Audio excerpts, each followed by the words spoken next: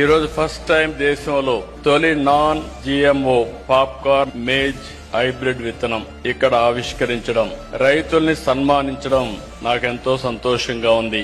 ఈ హైబ్రిడ్ విత్తనం భారత నేలపైన వాతావరణ పరిస్థితులకు అనుగుణంగా దేశీయంగా పాప్కార్న్ ఉత్పత్తిలో స్వయం సమృద్ధి సాధించేందుకు ఈ నూజివీడు గడ్డ పైన ముసునూరులో చేయడం మనందరికీ గర్వకారణం.